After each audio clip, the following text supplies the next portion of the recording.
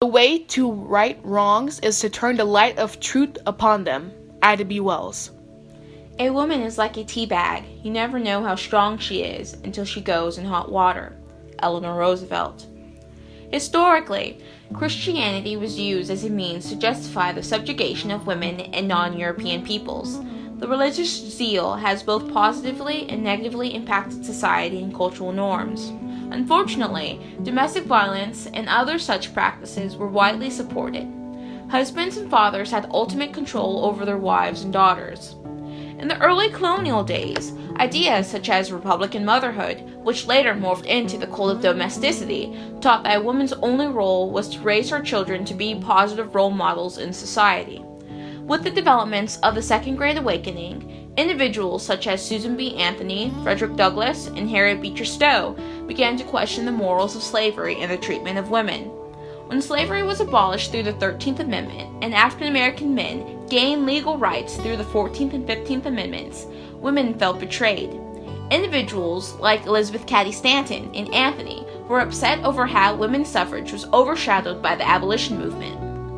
The militant suffragists who formed the women's social and political unions are engaged in the attempt to win the parliamentary vote for the women of this country.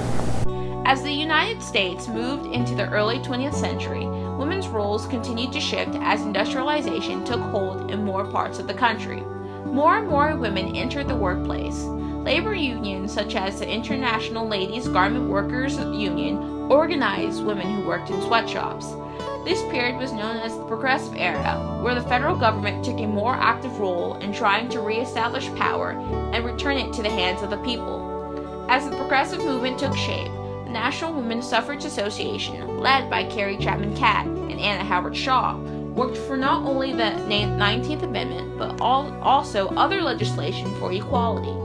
Even though this organization pushed for egalitarianism, the organization excluded women of color, which prompted women like Ida B. Wells to form the National Association of Colored Women. Women throughout history have not been treated or seen equally, especially women of color.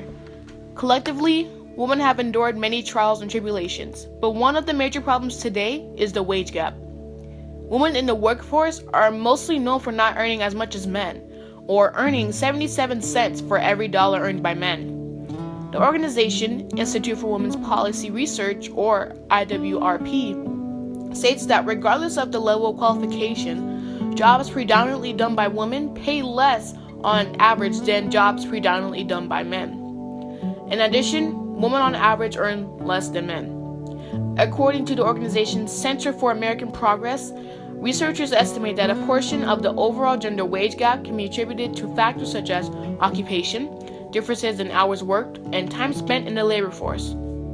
While this overall gender wage gap is an important statistical representation of how women take home less money in wages than men across the economy, it is important to consider other specific influencing factors like race and ethnicity, which can affect earnings.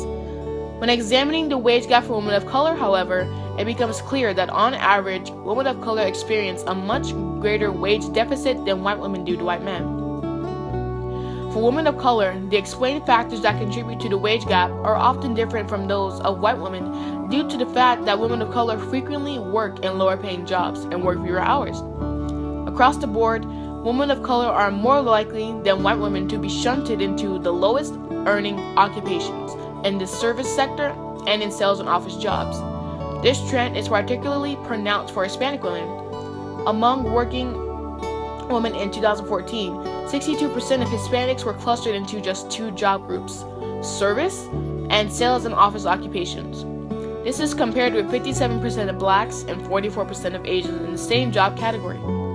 According to IWRP, if change continues at the same slow pace as it has done for the past 50 years, it will take 44 years or until 2058 for women to finally reach pay parity.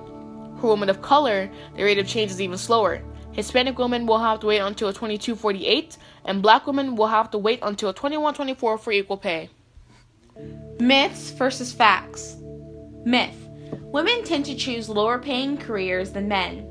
There are variations between certain jobs and wages. For example, a waitress will make less than a doctor or an engineer. Studies show that lower-paying careers appeal more to some women because certain fields have a greater proportion of women in comparison to others.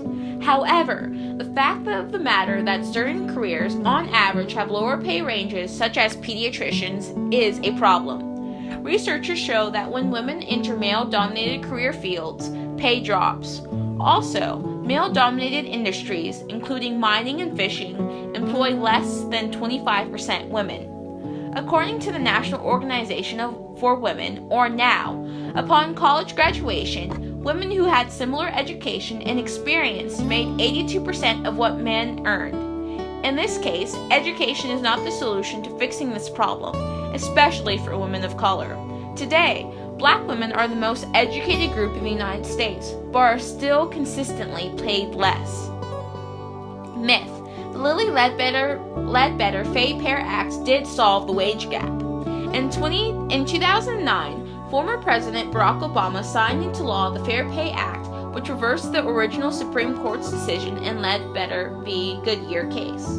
The Fair Pay Act allows for individuals subjected to unlawful discrimination to assert their rights after 180 days following each paycheck to make a claim. However, there are some consequences. Employers are sometimes refusing to hire or fire certain applicants who are vocal about their rights.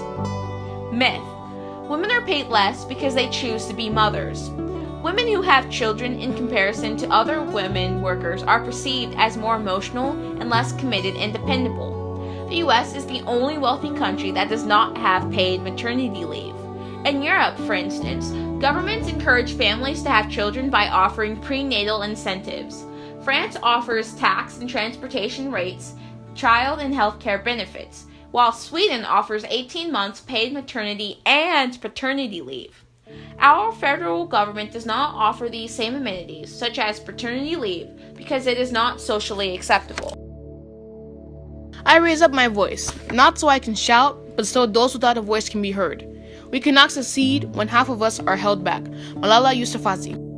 We must believe that we are gifted for something and that this thing, at whatever cost, must be attained. Marie Curie.